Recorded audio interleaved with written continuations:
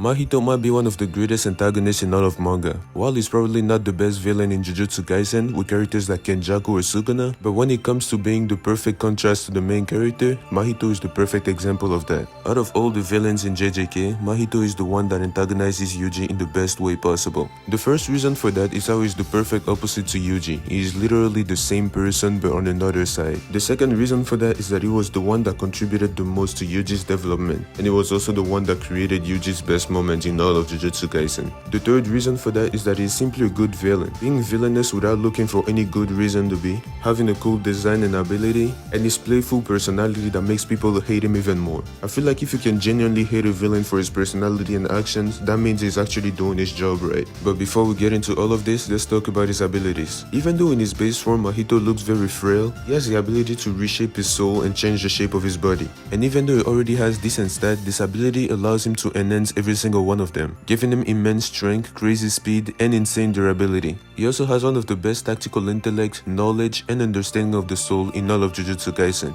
Mahito possesses an insanely high amount of curse energy, and is one of the only characters in the series to ever perform a Black Flash. A Black Flash being the hardest technique that a sorcerer can ever master. This is because you need to have a perfect timing in order to execute that, and not even a character like Gojo was able to master it. No matter how strong you are or how great of an understanding of curse energy you have, it doesn't matter. It only happens when you're fully locked in. The only reason why Yuji is able to do it so often is because he's always in a difficult situation and is always locked in a fight. Mahito being able to use this twice is very impressive. His curse technique is idol transfiguration. This allows him to reshape his soul or somebody else's soul. Mahito has the ability to heal himself or heal somebody else. Can even heal conditions that are due to heavenly restriction, as we can see with the case of Mekamaru. He can partially or even fully turn into an animal in order to use their capabilities, like using bird wings to allow himself to fly, turning into a small animal to allow himself to escape and hide, or simply changing the shape of his feet to allow him to run faster. But the other uses of this technique are way more sinister.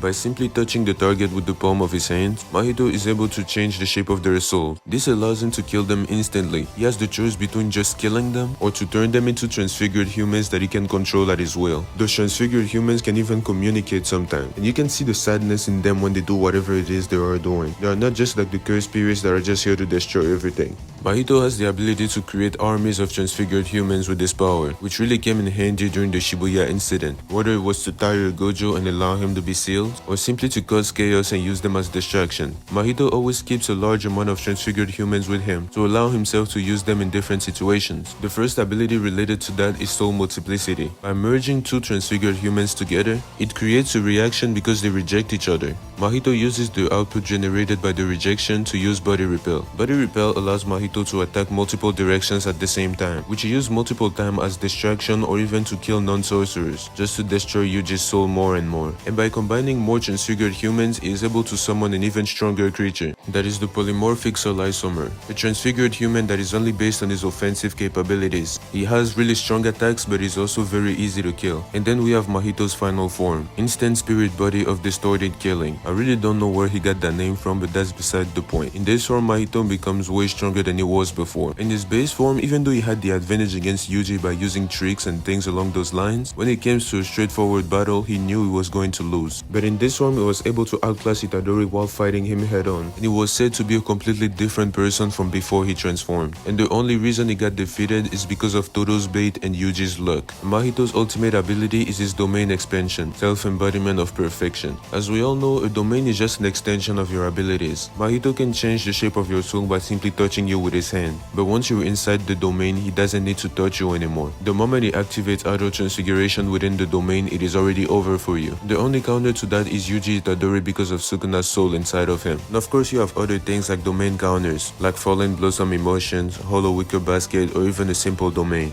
And what's even more impressive about Mahito is his ability to learn fast, which I would even compare to Sukuna's learning ability. Sukuna already has an insane understanding of curse energy and things along those lines, so him learning things from Gojo or from Kenjaku isn't really too hard to understand. Mahito is only a child and is still in development, and he was able to learn something from Gojo Satoru. And it's not like he learned a small thing. I feel like it was still one of the most impressive things that Gojo did to this day, and Mahito was able to learn from that even though he wasn't experienced, because Mahito was able to use a 0.2 seconds domain. Aside from Gojo himself, Mahito is the only character to ever do this. This allowed him to touch Todo's soul without touching Yuji or Sukuna's soul, meaning that he will be able to neutralize Todo without being in trouble with Sukuna. Mahito knows that Sukuna has 15 fingers. Wouldn't be like before where he simply got cut in the shoulder. This Sukuna would simply kill Mahito in one hit, so Mahito was not messing with him. Todo reacted fast enough, he was able to cut his arm before he spread to the rest of his body. I know I said a lot about his abilities, but it's because he's very versatile and there were a lot of things to cover. But now let's talk about his character. I said before, Mahito is one of the best when it comes to being the perfect antagonist to Yuji. When they first started fighting during the Shibuya incident,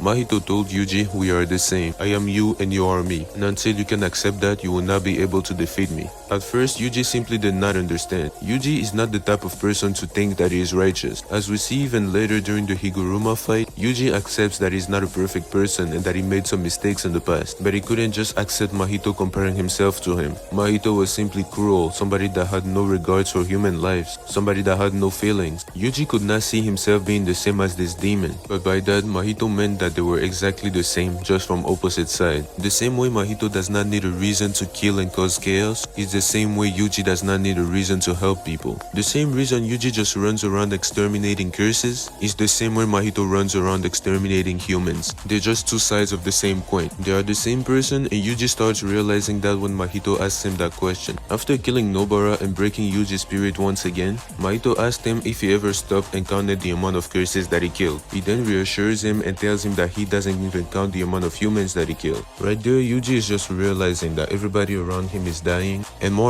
he just understands that he's not different from Mahito. And even right before he encountered Mahito, he had to witness Sukuna's rampage firsthand. To him, it is his fault. It's because he lost to Choso. After losing that fight, he allowed Sukuna to take control. Once Sukuna took control, it was already over. But now he had to witness Nanami's death, and then Nobara's. Yuji's spirit is just completely broken. If it wasn't for Todo arriving at that perfect moment, it would have been over for him. Ever since the beginning of the series, everything Mahito does is just to break Yuji's spirit. For example, killing Junpei right in front of him. After giving Junpei hope and power, Junpei became friend with Yuji, that was literally his first friend. Right in front of him, Mahito just killed him. Yuji was simply enraged at the time. He didn't feel like any of this was his fault. He just felt like Mahito had to be dealt with. Mahito was simply a curse like the others. He was just a little bit stronger. But as time flies and the more Mahito does things, the more Yuji realized that he's not so different. The battle between Yuji and Mahito was mostly a battle of ideals. And even though Yuji won the fight, Mahito won the actual battle. In the end, Yuji acknowledges that they are the same, acknowledges that he is no better than him, and he says out loud that he is going to kill curses. And no matter what happens, what Mahito does, he's just going to find him and kill him every single time. At this point, Yuji doesn't care anymore. Yuji finally realized what his mission is. He's just a cog, and his mission is to kill curses. And he's going to kill curses until it is the end for him. He even told Mahito, "I am you, and I will kill you every single time. If you come back again, I will kill you. If you change your appearance or change your name, I will come back and kill you again." This was by far Yuji's best moment in the series, because ever since the beginning, we knew that Yuji was conflicted. He always wanted to do what was right, but he was never able to. Either Sukuna was just causing chaos, or even Yuji himself was killing transfigured humans. To him, it felt like he was just killing an actual human. He didn't see any difference in that. As a Jujutsu sorcerer, you have to be ready for certain sacrifices. You shouldn't cry because somebody died, and you shouldn't be afraid to die yourself. It is your mission, and it is everybody else's mission as a Jujutsu sorcerer. But Yuji had a hard time understanding that. To him, it just didn't feel human. But Mahito was the one to actually push him to that point. At this part of the series, Yuji was actually looking like the perfect main character. He finally found his resolve. He's going to do anything that's in his power to clear everything that needs to be cleared. He already lost enough and he doesn't care anymore.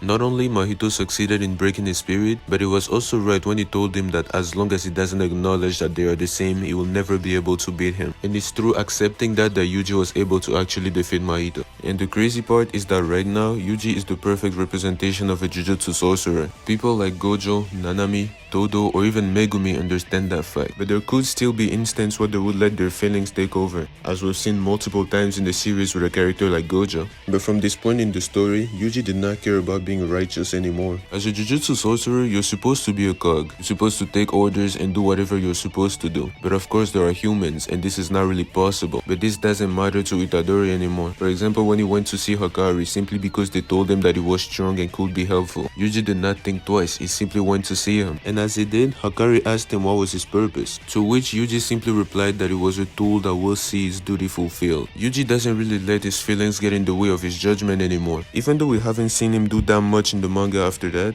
this specifically was the moment where he actually looked the best, especially because even though Mahito is a great character and a great villain, he's still a piece of trash. He's still somebody that you're supposed to hate, and seeing him be put in his place was one of the best things that happened in the series. For the last part, I just need to talk about why I think he's a better antagonist to Yuji than Sukuna is. We all know Sukuna is also a great antagonist to Yuji, and there's no doubt about this. The three main things he did were refusing to heal Junpei, the Shibuya incident rampage, as well as stealing Megumi's body. I would say killing Gojo, but this was just a fair fight that Gojo lost. I don't think Yuji has any reason to hate Sukuna because of that specifically. Sukuna is basically just chilling, but he enjoys seeing Yuji suffer. Pretty sure it was an extra, but there is even a part in the manga where we see Sukuna being bored and annoyed just because Yuji was having a good time. He just enjoys ruining Yuji's day. He just hates him and enjoys his suffering. The only reason for him to ever help Yuji is if he's good for himself. But instead of a villain, Sukuna feels more like a neutral character, at least towards Yuji. Of course, Sukuna will be called the villain because he destroys everything, but he seems more neutral than anything else. As we've seen, for example, with the disaster curses, he would kill people from both sides. Sukuna doesn't really care, he just doesn't want to be messed with. And I'm pretty sure he wouldn't hesitate to kill Kenjaku if he didn't have any agreement. But I feel like the reason why all of Yuji's hate is currently channeled towards Sukuna is because Mahito is dead. Let's say when Kenjaku arrived at the end of the fight, he managed to save Mahito, Yuji would have still been mad at him and would have been chasing him for the rest of the series. And I'm assuming the final battles were going to be Yuji versus Mahito, Gojo versus Sukuna, and Yuta versus Kenjaku. That is just a rough example. But what I mean is that if Mahito survived to the end of the series, he would have been Yuji's main opponent for the rest of the series. No matter what Sukuna was doing, Yuji would hate him, but his main problem would still be Mahito. Because we gotta remember that Mahito would have killed even more people if he was still alive. And another reason why he feels like a better opponent to Yuji is because they are evenly matched. As much as Yuji and Sukuna's personality contrast each other, it's kinda hard to see a rivalry with such a difference in power. Seeing Gojo and Sukuna as rival is way easier because they are evenly matched. Seeing Naruto and Sasuke as rival is way easier. Or even Kakashi and Obito. And the same thing goes for Yuji and Mahito. But comparing Yuji to Sukuna just doesn't feel right. Even though we're talking about writing here, the difference in power is still something that needs to be taken in consideration. We can't just ignore that and think about simply the story. If the series is about fighting, of course power levels are going to matter. I'm not a power scaler or anything, but I still believe they make sense within the series. And I believe anybody that analyzes stories should still think about the level of powers and things along those lines. But that is just my opinion, of course. Let me know what you think about Mahito, and let me know who you think is the best antagonist to Yuji's story. You might as well let me know who's your favorite antagonist in all of manga. If you enjoyed this video, don't forget to leave a like and subscribe, but only if you enjoy. Get this video to 200 likes or any video you would like to suggest down below. And I'm trying to get to 2,000 subscribers before the end of the year, and I'm counting on y'all for that. If you made it to this point, I appreciate you. Thanks for watching, and I will see y'all next time. Peace.